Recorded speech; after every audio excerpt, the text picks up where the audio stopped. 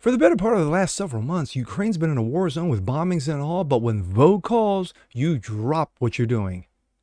I'm Jasper Gonzo, and this is What's Next.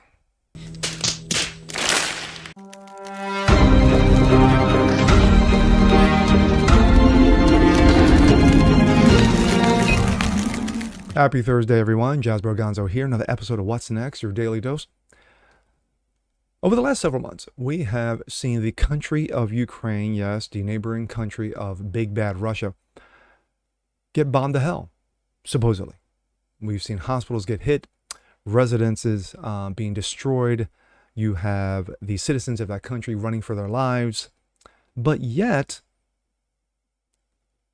we have no problem giving $60 billion in aid to that country because borders need to be protected. While our border gets flooded with 2.5 million illegals, gas at an all-time high, food at an all-time high, inflation at an all-time high, President Dementia says, fuck this country.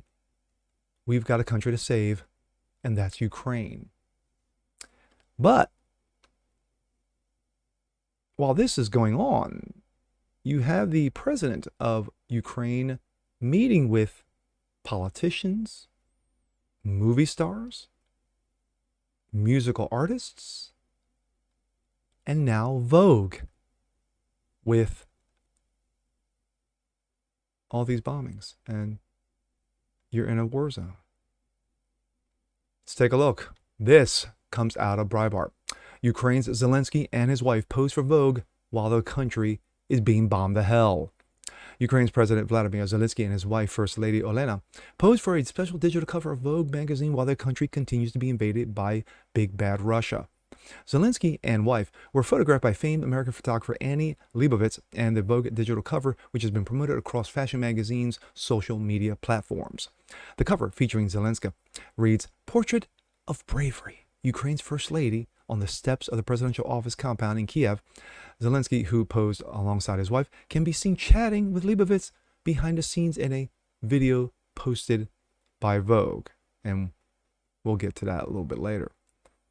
While Zelensky and Zelensky posed for Vogue, American taxpayers have footed the bill for tens of billions of dollars in foreign aid to Ukraine, even as inflation and skyrocketing gas prices cripple this country and its families as the United States heads towards a recession. In one portion of the interview with Vogue, Zelensky shrugged off the crushing economic realities facing American taxpayers, as they help fund his country's war with Russia, plunging the U.S. further into inflationary, good pun, pressures. Quote, "I will be very honest with you, maybe not very diplomatic. Gas is nothing. Just trying to imagine what I'm talking and happening to your home, to your country. Would you still be thinking about gas prices or electric prices?" Wow. Sounds like what Dementia said. Interesting. And I'm sorry I zoomed that. There you go. You can see the wonderful First Lady posing. And of course, this is the video, but we'll get to that just a little bit later. And there is a lovely picture of the two of them together. And another picture posing outside debris, damaged wreckage. And more posing. Yeah, there's a lot of posing going on in here, and but we're going to watch a little bit of wonderful video footage so you get the true feel of Ukraine's devastation.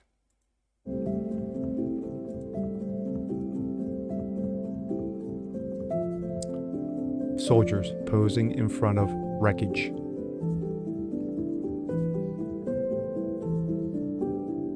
How about here? How about you sit here? With everything that's going on in this country since Dementia Boy became president, and of course the list keeps getting longer and longer, including Dementia Boy's wonderful son, Hunter, and let's not go down that road again. You have a blackout going on, a blacklist, for those who don't know. You've had a number of American podcasters, media types that have been blacklisted. You've had former representative Tulsi Gabbard being blacklisted because she calls out Ukraine for, yeah, you know what, with all these things going on, there is a lot of shenanigans going on behind the scenes in Ukraine. Of course, she got blacklisted and got banned. You've had a sitting senator, Rand Paul, and his comments regarding Ukraine. Of course, that's been banned because no, we can't have opposing views. We can't have opposition views for a president of a country that is so democratic. Oh no, I'm sorry, wait. It's not. It's socialist. When you are banning opposing views because their people might go, there's something going on here. What the hell? No, we can't have that, according to President Zelensky.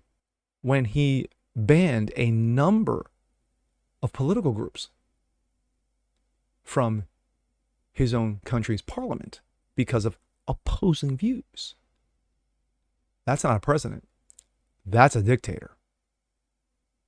We've seen just what a dictatorship looks like just to the north of us with, of course, Justine Skirtwearer. But every time something like this happens, more and more questions are raised. More and more eyebrows are raised. Is Russia truly doing what it's doing, that they're invading Ukraine?